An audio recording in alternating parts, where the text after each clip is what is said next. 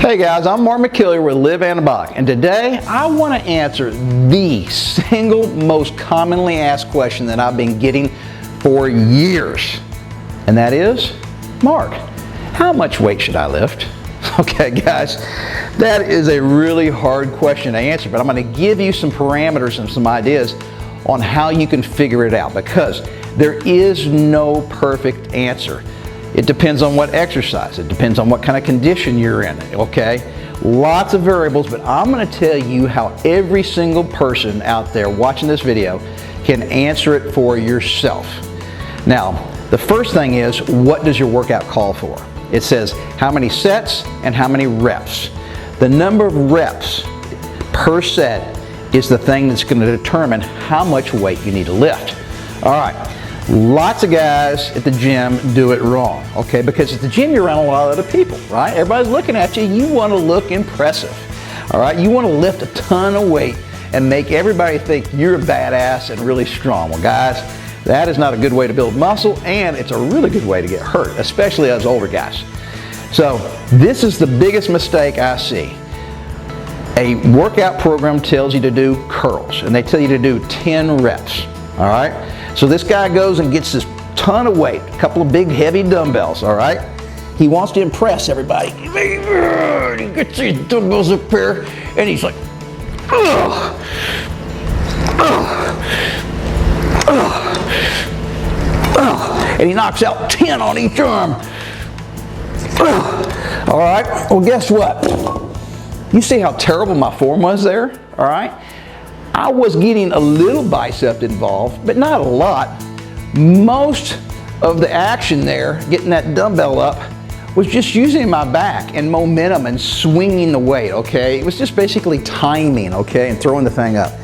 So, really stupid way. Now, the other thing is, you do this with even more weight and you start swinging, and that's when you pull a muscle, okay? So, this is the way you pick the correct weight to do 10 reps. Now, I don't care.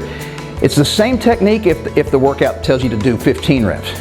You pick a weight for you that is very difficult to do for the prescribed number of reps. So, I want to get to the 10th rep and I want to be really fatigued. I don't want to be totally gassed, but I only want to be able to do one, maybe two more reps above and beyond what the workout calls for. So, pick a weight that you could not do more than 12 reps, but stop at 10, all right?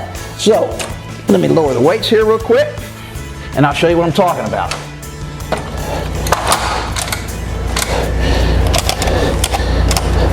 All right, much less weight.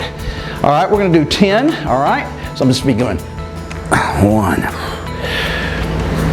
2, 3, 4. Look at my form, guys. 6. No swaying. All right. I'm not jerking the weight up. No momentum. I'm controlling it on the way down. And then when I get to that last rep, guys, I mean, I'm really.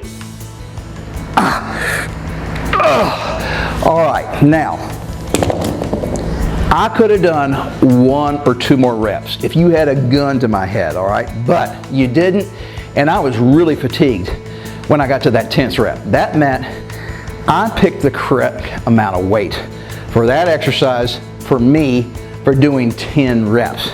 Now, if for some reason I've put a workout program for you guys together and it calls for 15 or 20 reps, okay, obviously you're gonna have to use a much lighter weight. Now, what happens if you're in the middle of a set, okay, and you're doing your curls and you go, wow, you're thinking to yourself, I didn't use enough weight here. Should you just stop, all right, and go put the weights down and pick a heavier weight? No. All you have to do, if you're in the middle of a set and you realize it's gonna be too easy, just slow it down. Really get a nice slow tempo. Pause at the top of the movement, okay? That will mean the time under tension is longer, which makes the weight feel artificially heavier. Then, after that set's over, you go, okay, that was too light. I'm gonna go with a slightly heavier dumbbell for the next set. Real simple way, guys. Now, let me show you another mistake I see a lot of guys make, okay? And that is, they just don't push it hard enough, all right, guys? I mean, you've heard the old phrase, no pain, no gain, all right? Well, there's something to that. Now, I don't want you to injure yourself pain, but the pain we're talking about in that old saying is the pain that comes from the lactic acid buildup when you're pushing your muscle to fatigue, all right? So if you're not pushing very hard, you're not gonna develop any lactic acid, which means there's gonna be no pain. So I'm gonna show you what I see people doing, and I'm gonna do this with a different exercise. We're gonna be doing tricep push downs, okay? Now I got some bands. So this concept works whether you're using dumbbells, bands, a machine at the gym, a barbell, it doesn't matter. Anything, any kind of resistance training, this is the exact same concept. So here we go.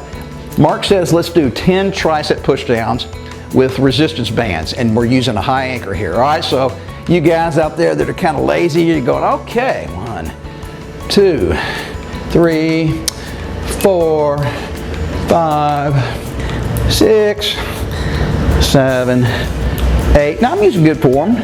9 and 10. Okay, all right, that was pretty fun. Look, I put no effort into that. If I had somebody holding a gun to my head, I could have probably done 40 or 50, all right, with that resistance. So that is the mistake on the other end of the spectrum, all right? So guys, you're gonna learn how to pick the correct resistance or the correct weight pretty quickly. It's really not that difficult, but I have so many guys, I'm getting emails, you know, Mark, I love your Fit After 50 program, but how much weight should I do in phase 2 or phase 1, okay? Well, I tell you, okay, there's instructions on how to select the correct amount of weight. So phase 1, I say pick a weight that is only moderately difficult to do for the prescribed number of reps. Then when we get to phase 2, I say pick a weight that's really difficult to do, number of reps. And then once we get to phase 3, pick a weight that kicks your ass. You can barely make it to the number of reps in each set that I want you to hit. You're just near exhaustion. At that very last rep, you can barely make it. So that is how you pick resistance, guys. So you got to add more bands here, man. That was so easy, I needed to stop at the very beginning. Matter of fact, look, if I know I got to do 10, oh my, I can do 2 and go, man, that's not even close, all right? So I'll clip, you know, another band on here. Let's add a red to both sides. Let's see how this feels. I'm just pretending I've never done this before, okay? So I got to do 10, Mark says. Here we go. 1, 2, yeah, that's a lot harder, but man, I think I'm gonna be able to get 10 pretty easy. So let's add a skinny, let's do a yellow. That's not a real thick resistance band. So I'm adding some resistance, but I'm not killing it because that black and that red, we're getting pretty tough. All right, let's try here. Let's just figure this out. 1, 2, 3, 4, 5, 6, 7, 8, 9,